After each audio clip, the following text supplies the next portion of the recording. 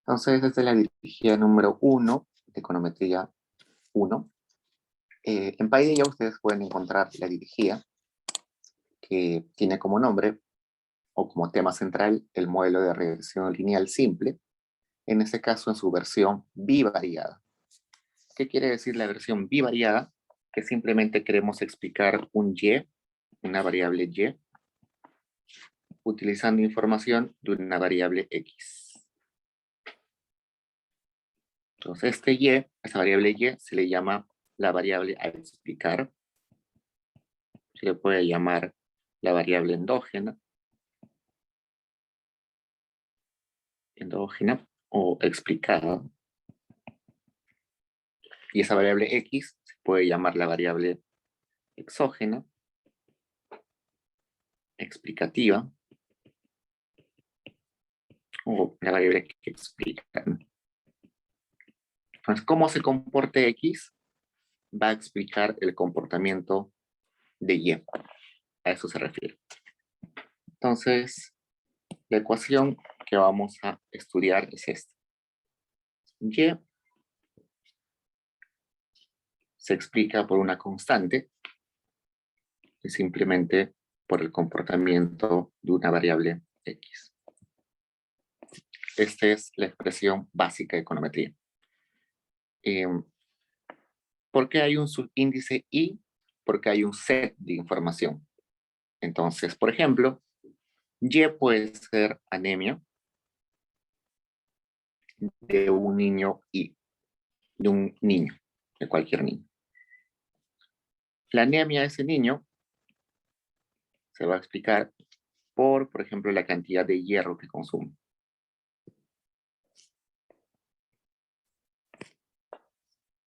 Entonces, sí, el nivel de anemia depende un montón de la cantidad de hierro que uno consume. Otro ejemplo, el peso. El peso de un niño se va a explicar por la edad que tenga ese niño, ¿no? Es bien sabido de que a mayor edad, mayor peso. Es obvio. Pero resulta que un niño que tiene 0 años de edad siempre tiene peso, ¿no? Un niño recién nacido tiene peso. Es decir, que si yo pongo peso del niño y ese niño tiene 0 años de edad, vamos a tener una expresión así, ¿no? Entonces, este beta 1 más o menos nos está diciendo cuál es el peso de ese niño a los 0 años. Entonces, la constante nos dice eso, esa información. Si el x toma un valor de 0, ¿cuál sería el valor de y? ¿Qué pasa? Si yo derivo peso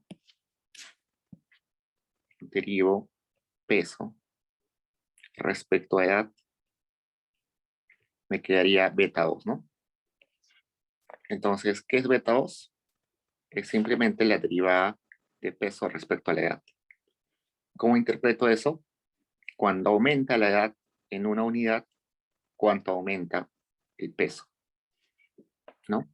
Si un niño tiene 1 año adicional de edad, ¿cuánto adicional de peso tiene? Podemos decir, por ejemplo, no sé exactamente cuánto pesan los niños, pero no sé, cada año adicional por ejemplo, si sale 2, yo diría, cada año adicional de edad del niño genera 2 kilogramos adicionales de peso, ¿no? Que es lo mismo a decir, si esto es lo mismo a decir 4 entre 2, ¿no? Entonces alguien podría decir, 2 años adicionales de edad generan 4 kilogramos adicionales de peso en un niño. Puede interpretar de la forma que quieran. Si quieren, no sé, 0.5 entre, que sería 1, ¿no?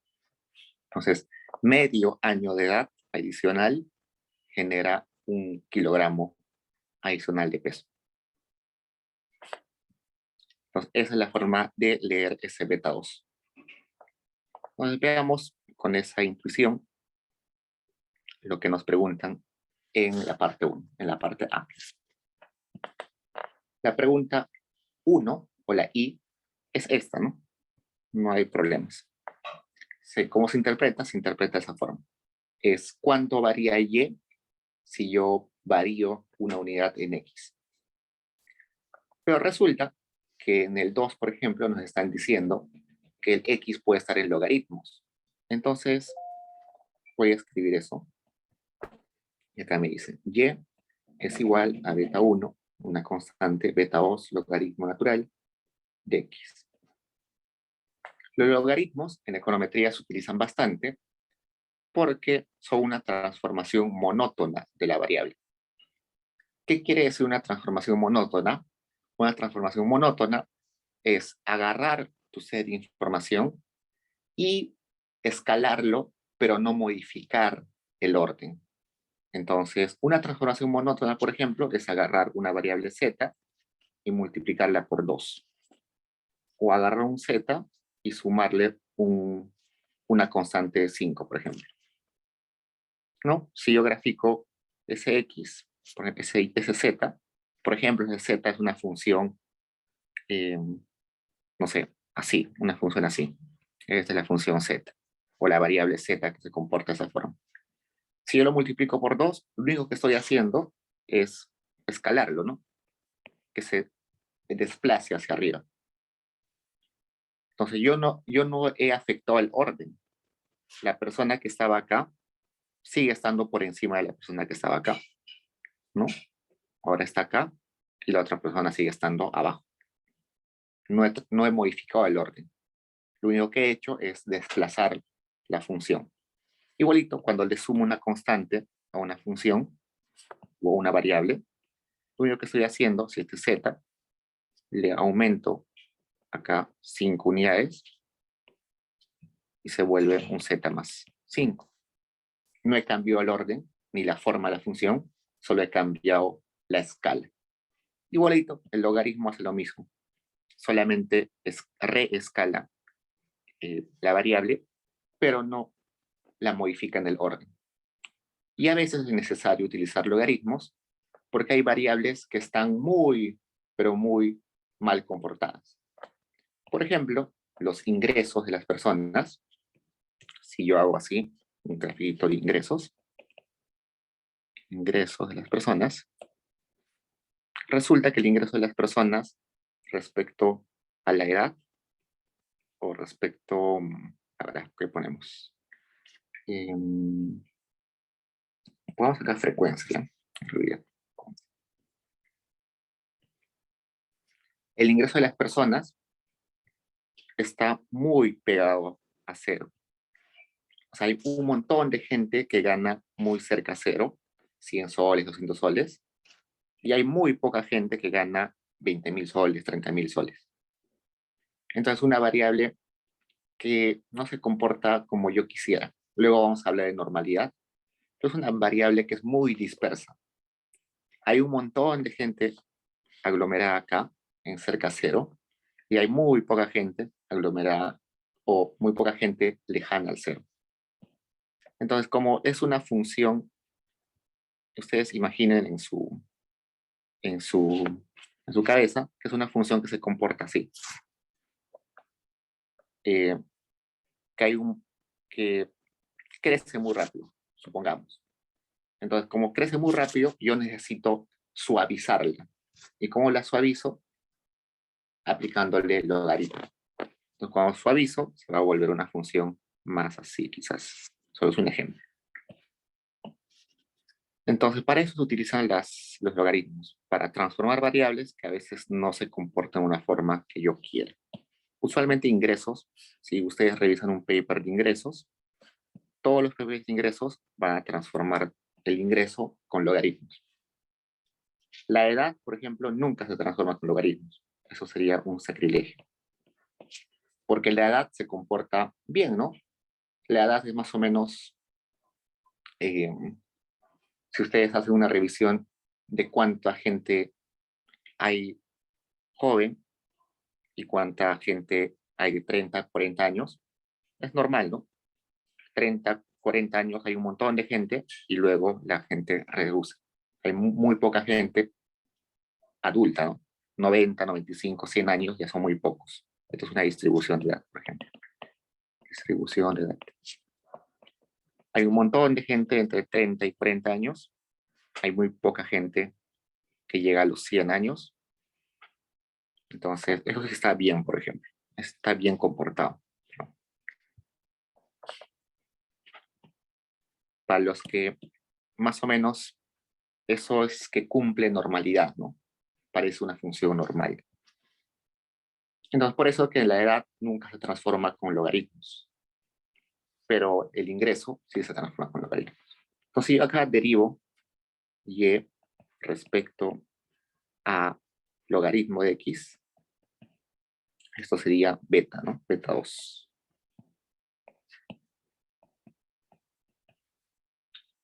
Entonces, ¿cómo leo esto? Eso lo leo de la siguiente forma. Cuando x aumenta en 0.1, x, perdón, y va a aumentar en una unidad. Es decir,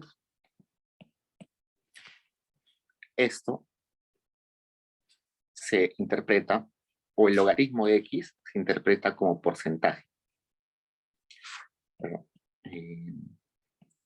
dije 0.1, ¿no? Debería ser 1% en realidad. 1%. Si x aumenta en 1%, ¿cuánto aumenta y? O si me sale, por ejemplo, 5, eso quiere decir que cuando x aumenta en 1%, y aumenta en 5 unidades. Interesante, ¿no? Entonces, es la forma de interpretar cuando hay logaritmo. Vamos al siguiente, que sería y. Bueno, acá aparece el logaritmo de y igual a beta 1 más beta 2 x y más el error. Acá igual, si yo derivo el logaritmo de y1 respecto a x1, me queda el beta 2, ¿no? Entonces el beta 2 se interpreta como cuando x aumenta en una unidad, el logaritmo va a variar en tanto porcentaje. Por ejemplo, si es 5. Yo digo, cuando x aumenta en una unidad, y va a aumentar en 5%.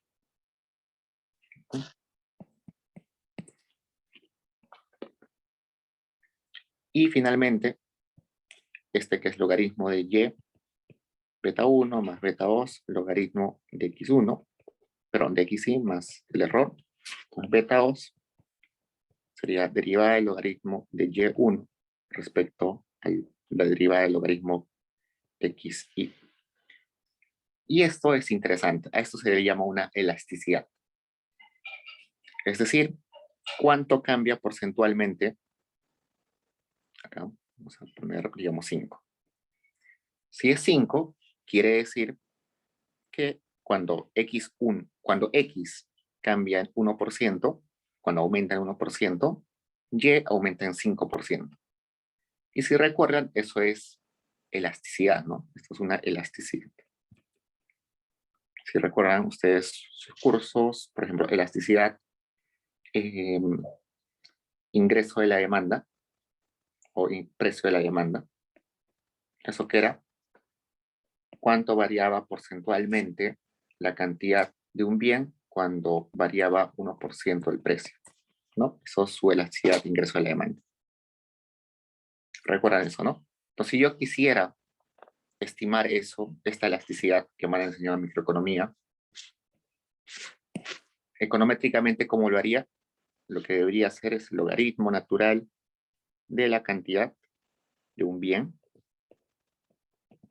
beta 2, logaritmo natural del precio de ese bien. Entonces, estimo esto y me va a dar esta elasticidad que me han enseñado en microeconomía. Entonces, eso es la parte A. La parte B me está hablando del supuesto de linealidad. Para hacer el modelo de regresión, yo tengo que asegurarme que los parámetros sean lineales o haya linealidad en los parámetros. Linealidad en parámetros. ¿Eso qué quiere decir? Quiere decir que cuando yo tengo mi ecuación esta, vamos a ponerle la ecuación típica.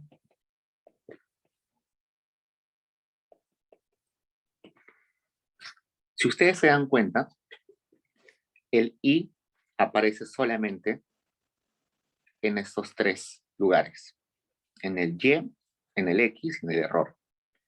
Eso quiere decir que la información correspondiente a un niño en específico, como pusimos el ejemplo acá, niños, con el peso del niño, solamente cambia para los niños, cambia el peso, la edad y el error. Ahorita voy a explicar qué es el error. Pero no cambian estos coeficientes. Es decir, este constante y este beta 2, que es la variación de y cuando cambia x1, es igualito para todos los niños. ¿Qué quiere decir? Que ese efecto que yo dije es válido para todos los niños.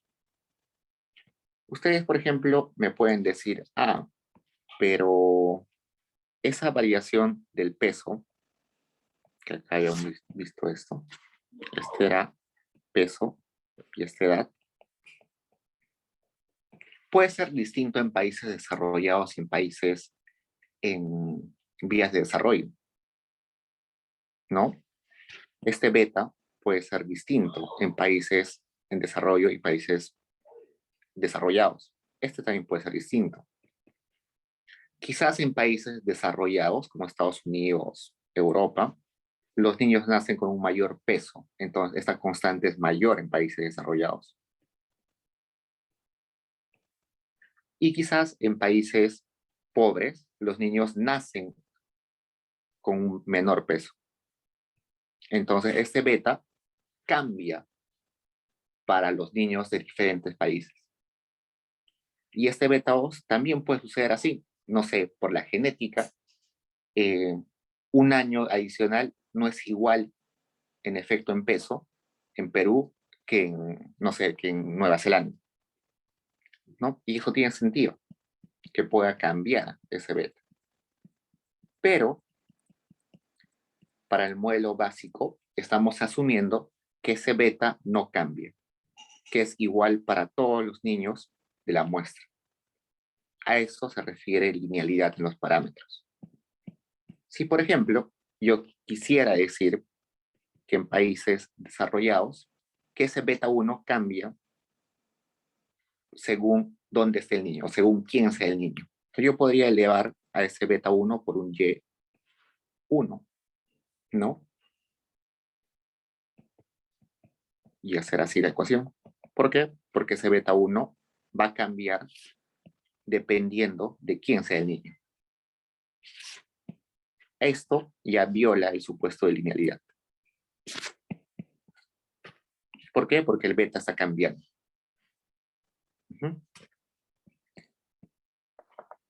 Pero ustedes dirán, sí, pero esto es lo más realista, ¿no?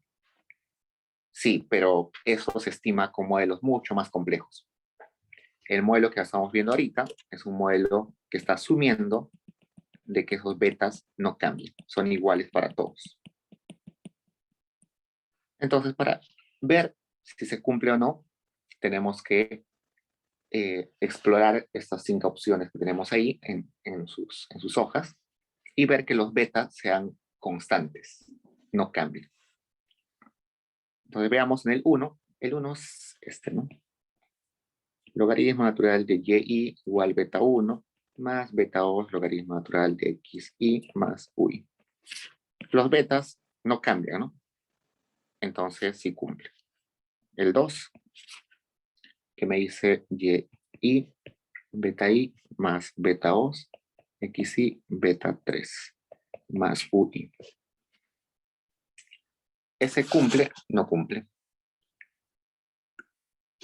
Acá hay una interacción entre el beta y el xy. Entonces resulta que sí o no. ¿Alguien tiene alguna intuición? No cumple, ¿no? porque ahí este beta 3 va a estar cambiando. Entonces, eso no cumple. Luego, el siguiente. Y más beta 2 xi, pero pues igual.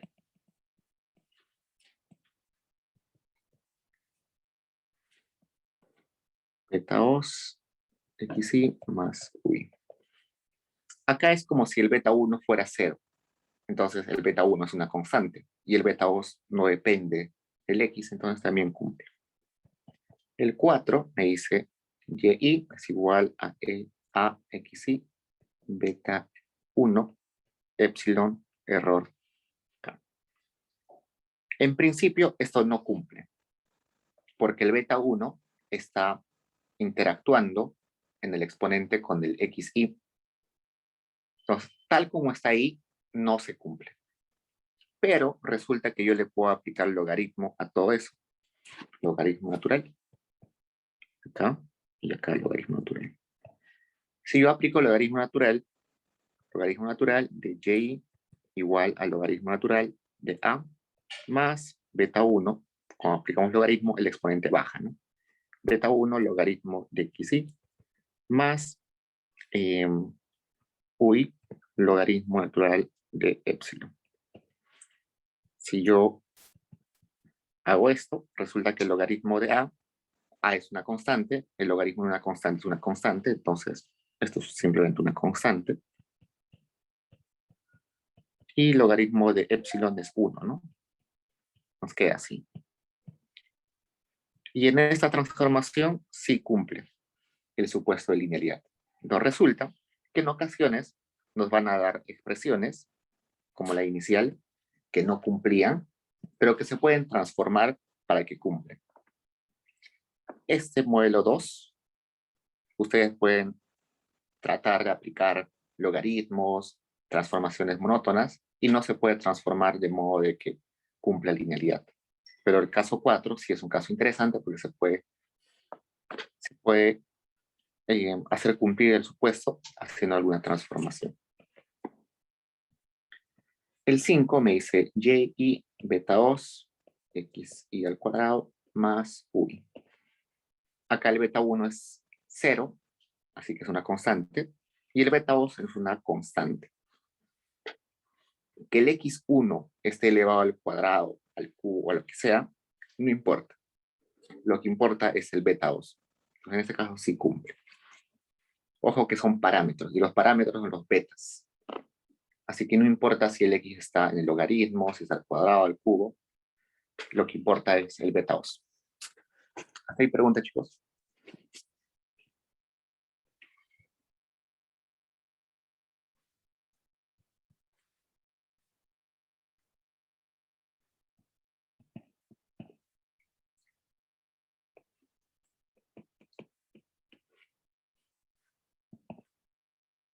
Esto es como un repaso, es algo que debieron ver en clase, pero igual yo entiendo que a veces no queda claro. Entonces pasemos al C. En el C me pregunta, ¿cuál es la diferencia entre el error estocástico y el error residual? Este es el error estocástico y este es el error residual. Entonces, cuando yo estaba en econometría 1, esto lo aprendí recién al final de econometría porque no me explicaban. Pero veamos, pongamos el ejemplo y el modelo inicial acá. Beta 1 más beta 2, xi más el error.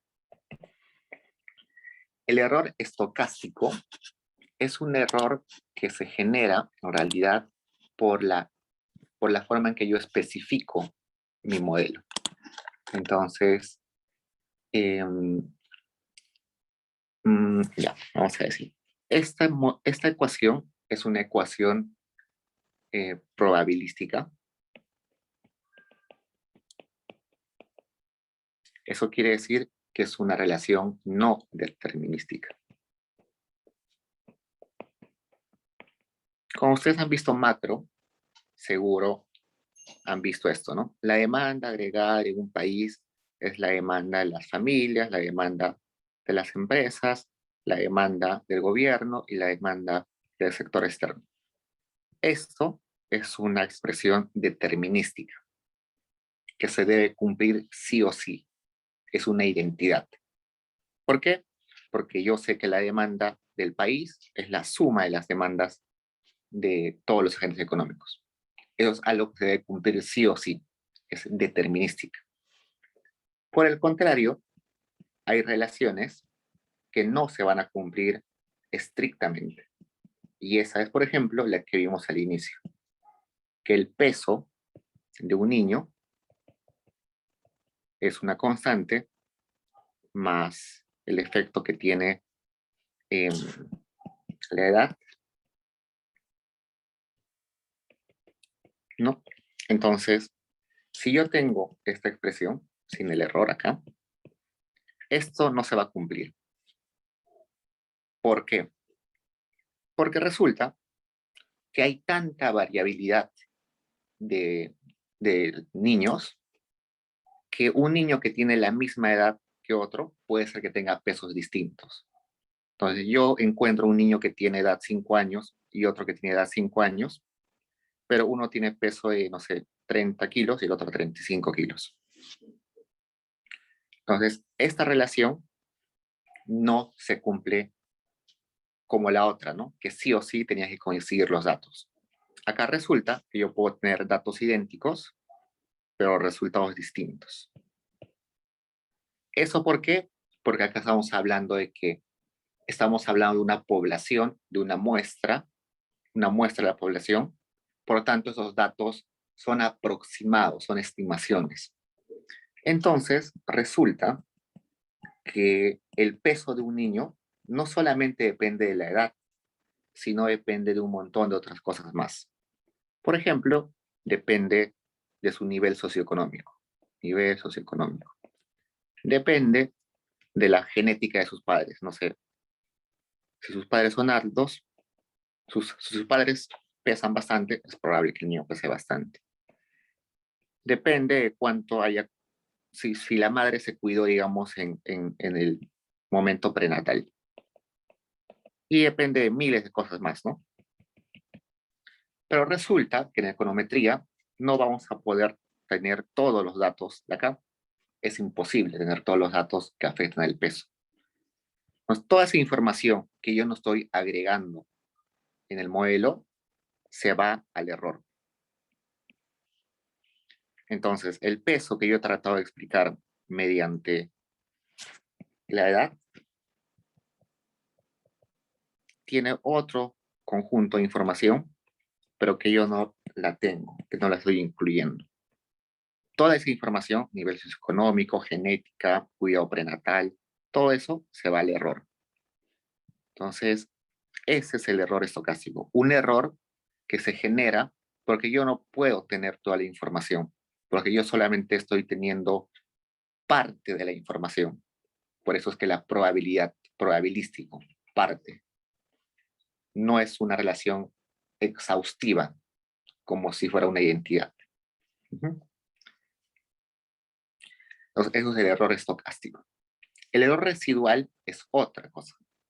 El error residual resulta de que esta ecuación que yo tengo acá, yo la puedo estimar.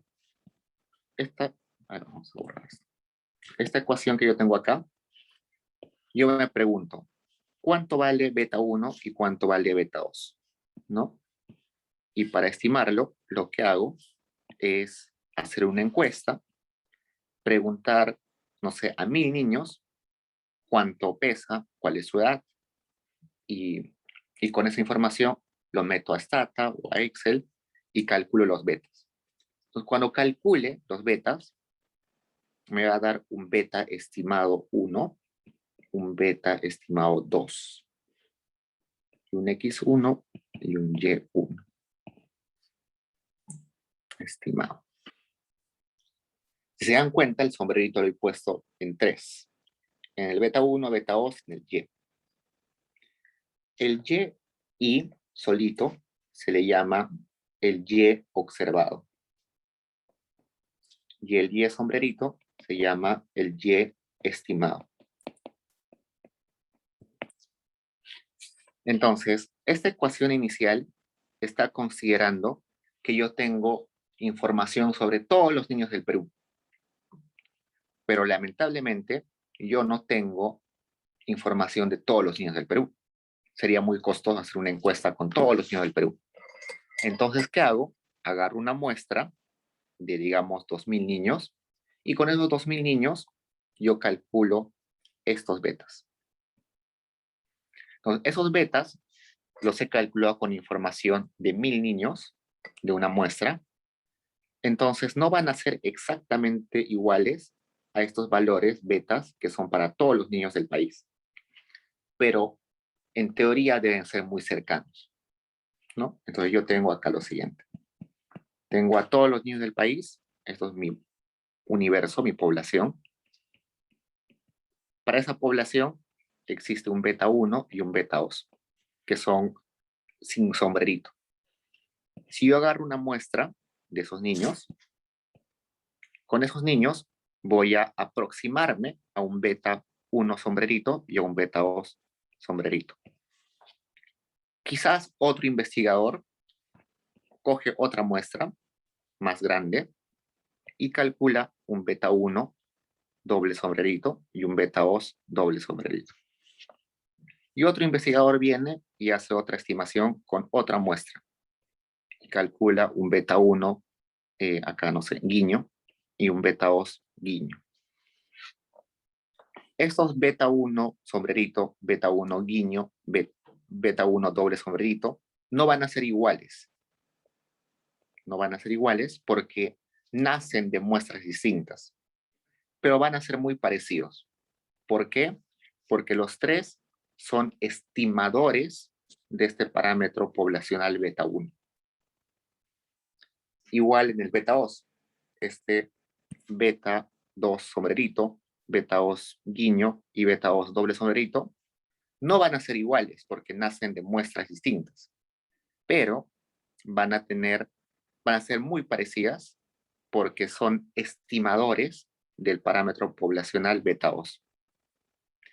Entonces, eso va a ser de que yo tenga un beta estimado, que es el beta sombrerito o el beta guiño, que yo lo puedo poner así. A ver, este es beta 1, digamos, o beta 2, si quieren. Los posibles valores que puede tomar beta 2. ¿Ya? Y el beta 2 poblacional está acá, digamos. Ese es el beta 2 que yo conseguiría si tuviera toda la población, toda la información de toda la población.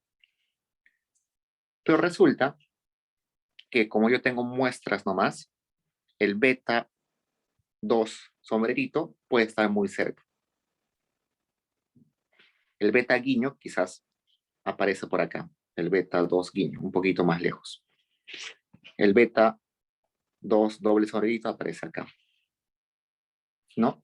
Y así, si hay otro investigador que agarra otra muestra, quizás aparece un beta 2, no sé, doble guiño por acá. Resulta que esos estimadores que tienen sombrerito, guiño, va a estar muy cerca del beta 2. Puede ser que por coincidencia coincida exactamente con el beta 2, pero lo más probable es que esté alrededor.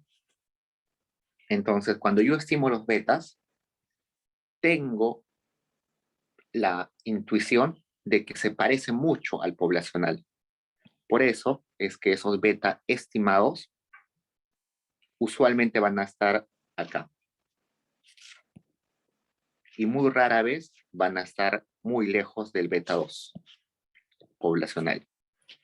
Por eso es que el beta estimado, ese beta 2, tiene su distribución. Porque en mi estimación puede sacar un numerito, digamos 5. Pero ese 5 en realidad puede estar entre 5.5 y 4.5. Hay un margen de error en mi estimación. Pero ese margen de error me está diciendo de que lo más probable es que esté en este intervalo. Es muy raro que sea 6 o que sea 4. Por eso que el beta 2 va a tener varianza. Ustedes seguro ya vieron que el beta 2 y el beta 1 tienen varianzas. Exactamente por eso, porque el beta se convierte en una el beta O se convierte en una variable aleatoria. Tiene distribución.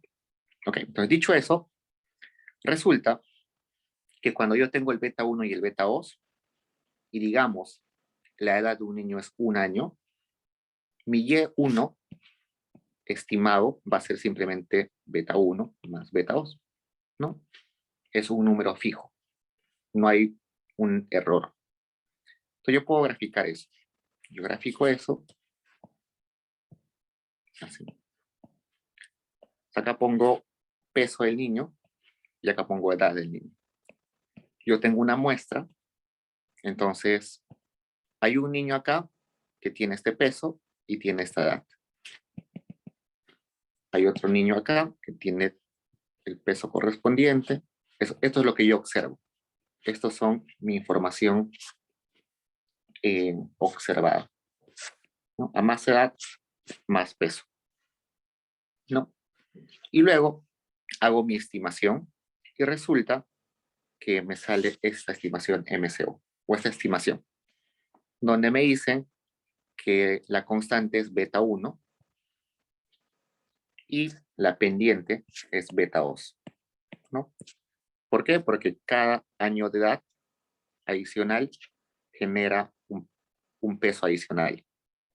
Entonces, esa pendiente es ese beta 2. Genial. Entonces ya tengo mi estimación, que es rojo, y tengo lo que observo, que son los puntitos azules. Hoy voy a tomar un niño acá, este niño, que es el niño 1. Me dice que yo observo que ese niño tiene una edad de 10 años y pesa 50 kilos. ¿No? Eso. Yo fui, le pregunté al niño qué edad tienes y qué peso tienes. Me dice, tengo 10 años, peso 50 kilos. Pero con el modelo, resulta que el modelo me dice que un niño de 10 años debería pesar, según el modelo, 45 kilos. ¿No? Entonces, un niño de 10 años debería pesar 45 kilos. Esta diferencia entre lo que yo observo y lo que el modelo me predice es el error residual para el niño 1, por ejemplo. Si yo agarro a este niño 2, resulta que yo le pregunto al niño cuántos años tiene y me dice tengo 7 años y me dice que pesa 30 kilos. Yo voy a mi modelo y me dice que un niño de 7 años debería pesar 35 kilos. La diferencia entre lo que debería y lo que observo es el error residual de ese niño. Si se dan cuenta, hay errores positivos y errores negativos, ¿no? En teoría, esos errores o la suma del cuadrado de esos errores debería ser el menor posible. Si yo sumo los errores y los elevo al cuadrado, esos errores deberían ser los más chiquitos posibles. Eso es lo que busca MCO. MCO es el mínimo cuadrados ordinarios, ¿no?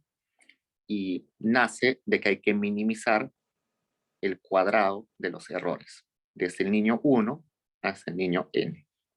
Eso es MCO.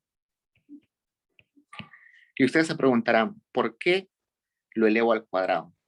Resulta que como hay errores positivos y hay errores negativos, yo tengo que fijarme no en el signo, sino en el tamaño del error. Entonces, para fijarme en el tamaño del error, lo que hago es agarrar ese error y volverlo positivo. Hay varias formas de volver positivo un valor, ¿no? Le puedo poner, por ejemplo, valor absoluto de los errores. Entonces, podría ser esto. Minimizar la sumatoria del valor absoluto de los errores. El problema es que cuando pongo valor absoluto, es más difícil derivar, ¿no? Porque acá voy a tener que derivar esa expresión respecto a los betas y derivar valor absoluto es muy complicado. Más fácil es simplemente llevar al cuadrado para que se vuelva positivo. Por eso es que llevamos el cuadrado. Esa es la diferencia entre error estocástico y error residual. Ok, la pregunta D se las dejo a ustedes para que la vean en el solucionario, la E también y la F también, porque quiero pasar ya a la parte de estimación en realidad. La siguiente clase, si nos queda tiempo, voy a resolver lo que queda, el D, E y F, pero ahorita quiero pasar ya a la estimación. ¿Hasta ahí preguntas, chicos?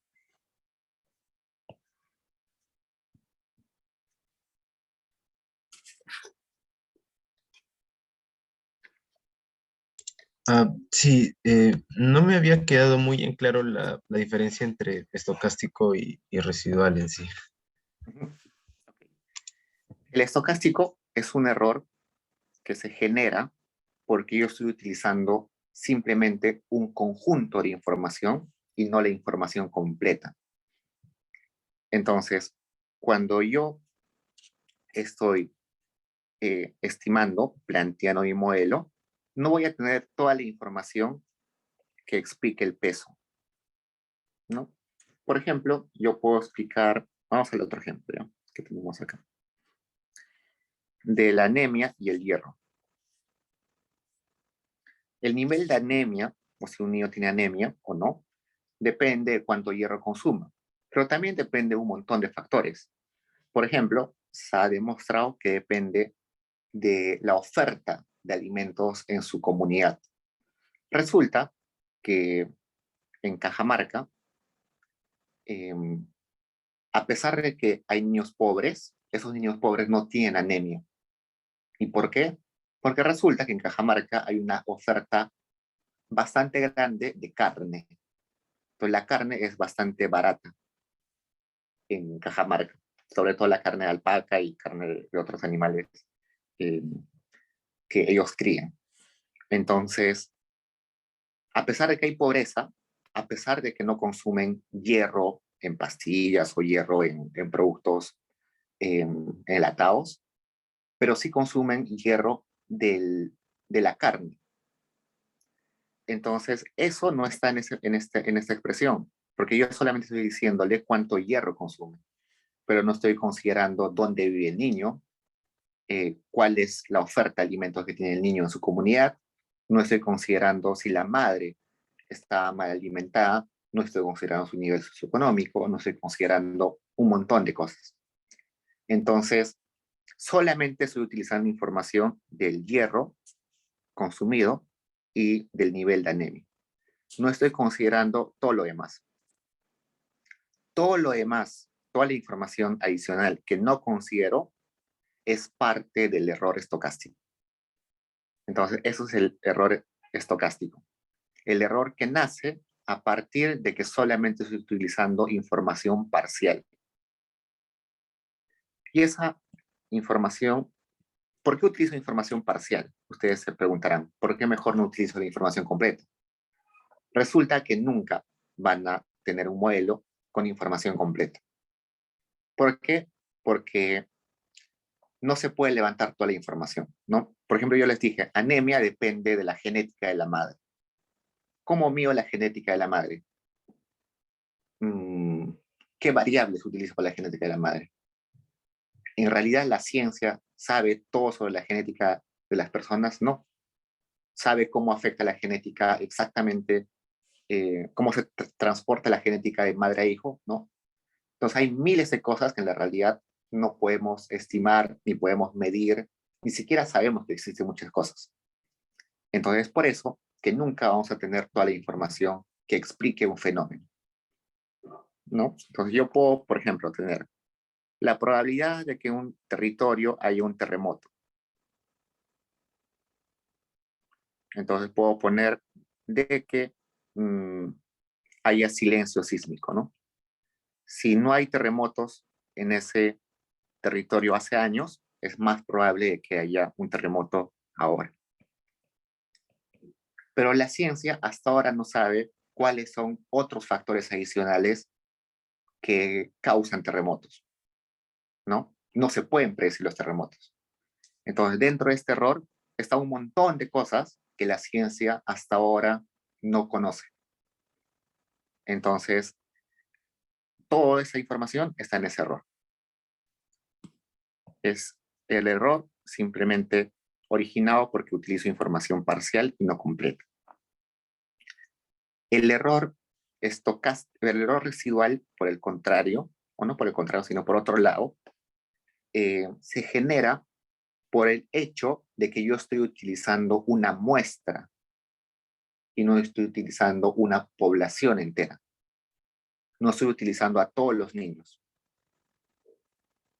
Nos resulta de que si yo tuviera la posibilidad de hacer un censo gigante y preguntarle a todos los niños del Perú, me va a dar este beta 2 y este beta 1, exactamente como es para ese niño, para toda la población. Pero como las encuestas que nosotros tenemos en el Perú son parciales, no siempre voy a coincidir lo que le pregunto al niño en su edad y peso, no siempre va a coincidir con lo que el modelo me predice cuánto pesaría el niño.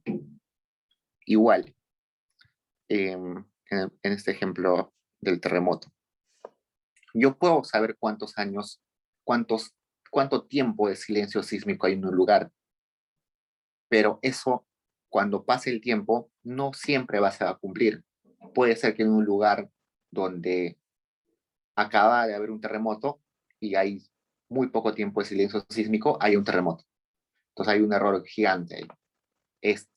He predecido muy mal. ¿Por qué? Porque no tengo información de todos los terremotos que se generan en todo el mundo. Entonces, eso es un error por estimar. Un error que se genera al momento de estimar con una parte de la población. El otro es con una parte de la información. Es un poquito distinto, ¿no?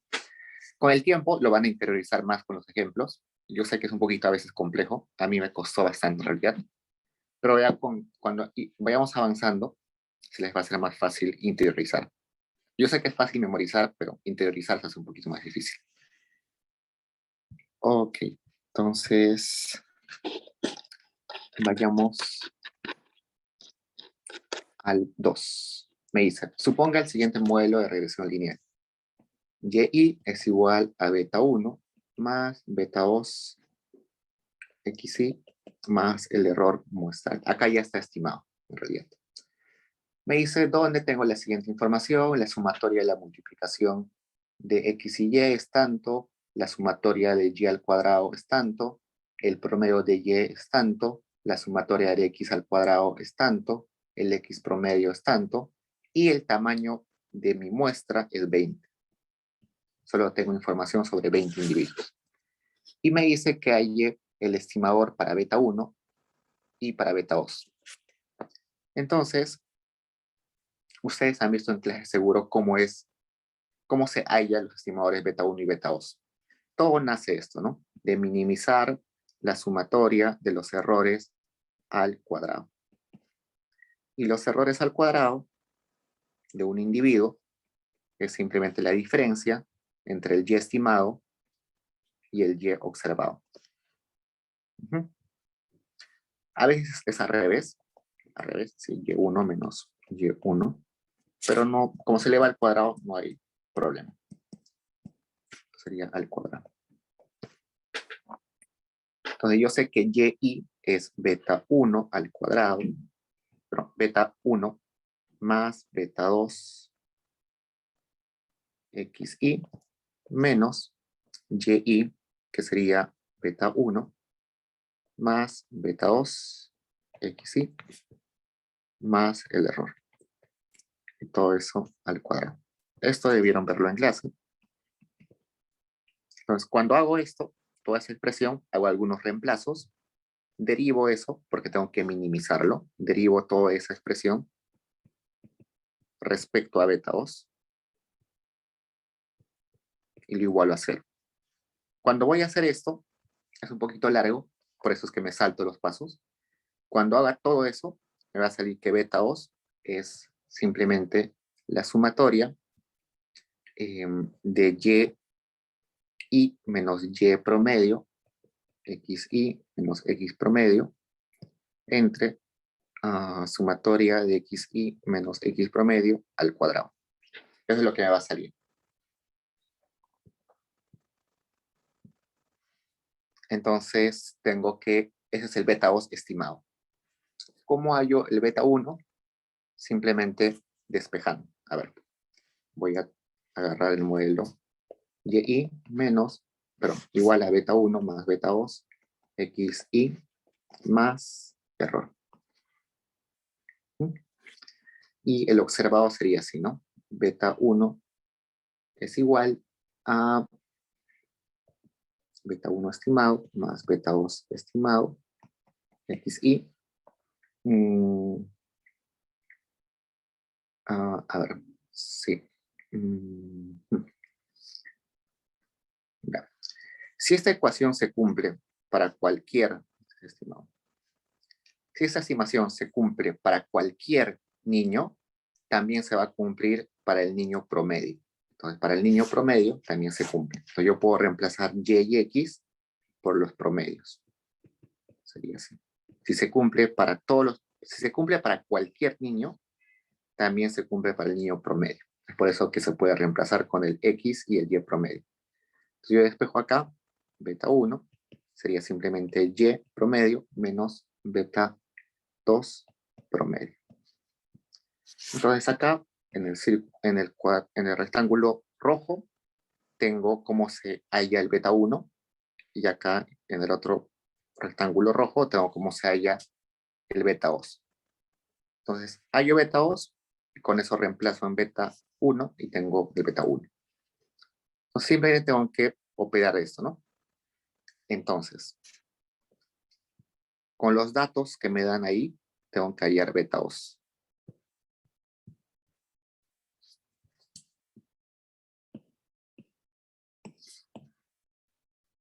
Pues puedo operar algunas cositas ahí, ¿no? Puedo hacer la multiplicación ahí adentro. Sería sumatoria de y por xi menos y por x promedio menos y promedio por xi más y promedio por x promedio entre sumatoria de xi al cuadrado menos 2 veces xi, x promedio, más x promedio al cuadrado. ¿Qué más puedo hacer ahí? A ver, beta al cuadrado igual, acá puedo, la sumatoria la puedo distribuir, ¿no? Sería sumatoria de la multiplicación de y por x menos sumatoria de y por x promedio menos sumatoria de y promedio por xi más sumatoria de los promedios de y por x. Que sería sumatoria de xi al cuadrado menos sumatoria de 2 por xi por x promedio más sumatoria de x al cuadrado, de x promedio al cuadrado. Y acá puedo sacar de la sumatoria los que son constantes, los valores constantes. Acá no hay una constante adentro, así que la dejo. El x promedio es una constante, entonces puede salir x promedio, sumatoria de y. Acá el y promedio es una constante, puede salir, sumatoria acá. Y resulta que y por x es una multiplicación de dos constantes, es una constante. Entonces acá sería sumar n veces la multiplicación x por y. Entonces sería más n veces y por x. Igual abajo, puedo sacar a la constante. El 2 es una constante, puede salir. El x promedio es una constante, puede salir. Igual acá, ¿no? X promedio es una constante, por lo tanto, x promedio al cuadrado es una constante. Sumado n veces, sería n todo esto. Ya está. Y con eso ya tengo los valores, ¿no? Por dato me dicen cuánto es esto. Por dato me dicen cuánto es x promedio. Por dato me dicen cuánto es sumatoria. Bueno, sumatoria, esto no me dan. Esto sí me dan. Sumatoria tampoco me dan. N me dice que es 20, ya lo sé. Promedio de Y, ya sé. Promedio de X, ya sé. sumatoria de x y al cuadrado me dan. Esto me lo dan, esto me lo dan, eso no me lo dan. Esto me dan y eso también me lo dan. Solamente me falta saber sumatoria de y y sumatoria de x y. Eso no me lo dan. Pero yo sé que el promedio de x es simplemente la sumatoria de xy entre n. Y acá sumatoria de xy es igual a n por x al cuadrado. Y n y x promedio me lo dan, así que también ya sé eso. Igualito, para la sumatoria de y es simplemente n por y promedio. Y esos dos datos, n y y promedio, me lo dan. Pues con eso ya tengo todos los datos, entonces simplemente tengo que reemplazarlo. Lo reemplazo ahí y beta os me va a salir 0.8828. Ese beta 2 lo reemplazo acá. Beta 1 es igual a y promedio, me lo dan por dato, que es 8.765. Beta 2 lo acabo de hallar, 0.8828. Y x promedio me lo dan por dato 9.56. Beta 1 es igual, beta 1 estimado es igual a 0.3254. Y ya está. Acabo de hallar los dos estimadores. Si se dan cuenta, más sencillo de lo que aparentaba ser. En la parte B me dice estimar S al cuadrado. S al cuadrado es el estimador. A ver,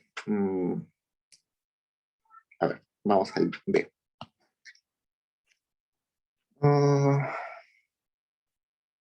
El S2 es la varianza de la varianza estimada de los, perdón, la varianza de los errores residuales. A ver, resulta lo siguiente. Cuando yo tengo mi modelito inicial, que es este, ahí me gustaría saber, bueno, yo sé los datos de Y y de X, ¿no? Esos son datos que yo recojo en mi encuesta. Este dato del error yo no lo sé, pero a mí me gustaría saber que ese error se comporte con media 0 y que tenga una varianza constante. Esto debe ser una varianza constante.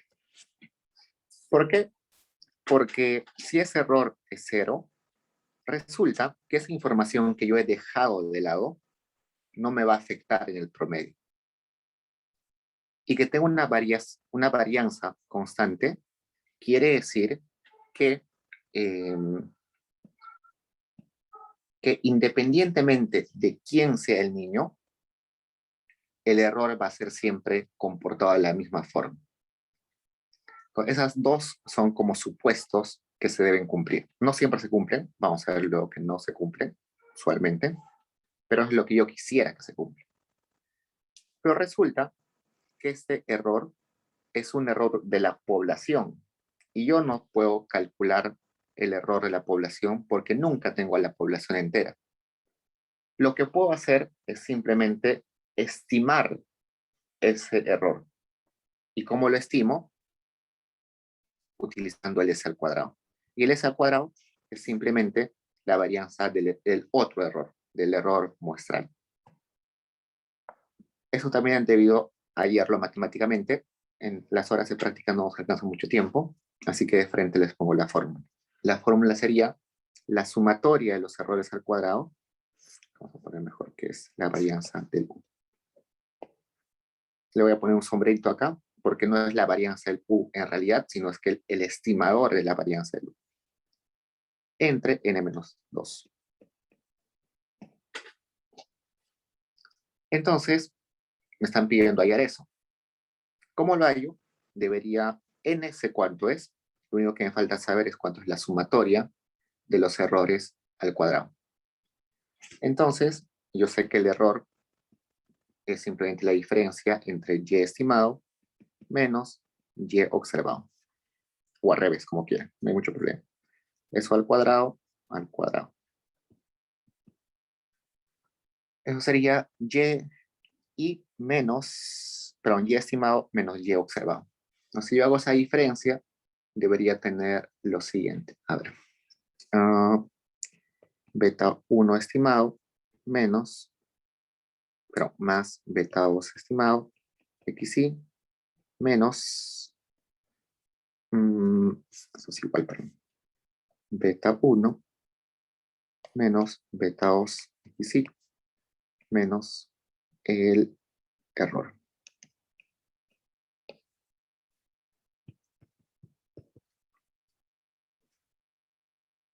A ver, ¿qué más puedo hacer ahí? A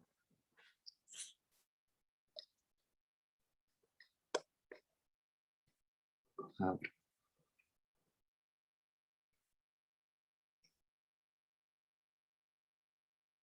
Tengo que despejar ahí. Ya, vamos a hacer esto mejor.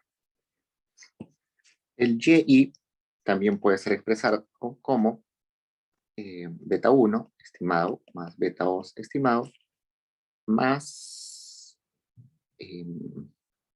x1 más el error, ¿no? El error estimado.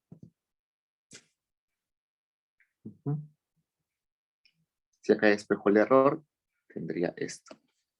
Sería beta y1 menos beta 1 menos beta 2 xy. Mejor utilizo esto. Se hace más sencillo.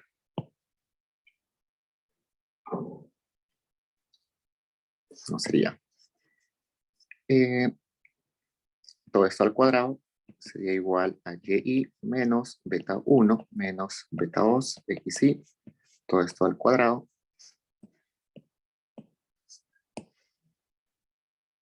Y resulta que estos valores yo ya los conozco. Y1 ya es una expresión que yo ya tengo. Beta 1 ya la y. Beta 2 también ya la y. Y x1 se supone que ya tengo valores de eso. Entonces yo acá pongo sumatoria, y opero todo eso. Es un poquito largo, veamos cómo podemos hacer. Pongo sumatoria. Podríamos poner y al cuadrado. Antes de hacer todo eso, vamos a dejarlo acá para hacerlo más rápido. Que sería y sin reemplazar, ¿no? Entonces sería y menos 2 veces y de todo esto y menos y estimado al cuadrado. Entonces esto sería así. Si yo aplico la sumatoria, sería sumatoria de y al cuadrado menos 2 veces sumatoria de y por y menos sumatoria de y al cuadrado estimado. Ahí recién puedo reemplazar y al cuadrado, lo sé. Acá esto, y. Acá y estimado es igual a beta 1 estimado más beta 2 xy menos sumatoria de esto mismo, ¿no? Esto al cuadrado. Entonces acá, esto lo que está en rojo, ya lo conozco, ¿no?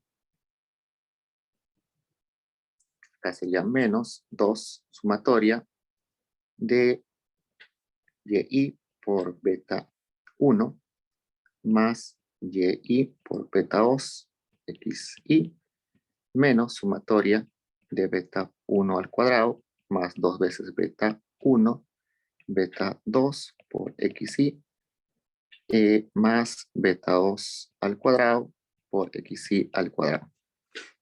Entonces resulta que este valor yo lo tengo por dato. Si acá yo hago multiplico ahí adentro, voy a tener la sumatoria de los y, la sumatoria de los x, el beta 1 conozco, el beta 2 conozco, y todo lo demás conozco, ¿no? Entonces, si yo reemplazo los valores que tengo ahí, me va a tener que dar una sumatoria, ustedes lo comprueban, se está ganando el tiempo. Esa sumatoria nos tiene que dar como 14.1605. Acá, en esta expresión, ya conocemos los valores, ¿no? Beta 1, beta 2 se conoce, sumatoria se conoce, entonces va a ser fácil de hallar. Un poco de álgebra. Entonces, sabiendo cuál es la sumatoria, simplemente voy a mi ecuación inicial, que es la sumatoria, todo esto, al revés. N-2. Sería 14.1605 entre n, que es 20, menos 2, y eso va a salirme 0.7867.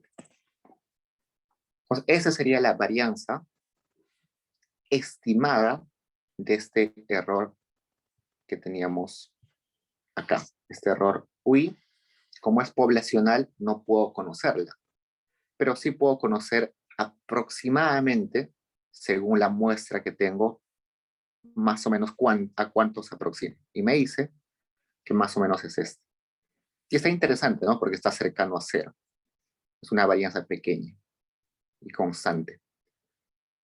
No, sí, está bien. Esa sería la forma de estimar esto. Lo mismo que hemos hecho ahorita en la Y y la B, vamos a hacerlo en Excel. Como no vamos a pasar tiempo, lo vamos a hacer la siguiente, pero más o menos vayan pensando cómo esto se puede aplicar en Excel. ¿Preguntas, chicos?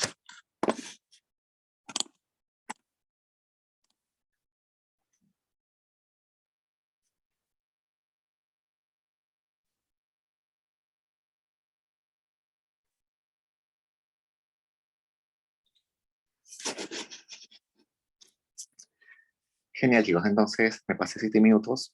Sorry por eso. Cualquier cosa me escriben al correo y ya nos vemos el siguiente sábado. Si quieren ir avanzando con lo del Excel, el mismo ejercicio que es en Excel, que es el siguiente, el 3, está en los videos de ciclos pasados. Lo vamos a hacer la siguiente clase, pero pueden estar chequeando si desean. Cuídense, chicos.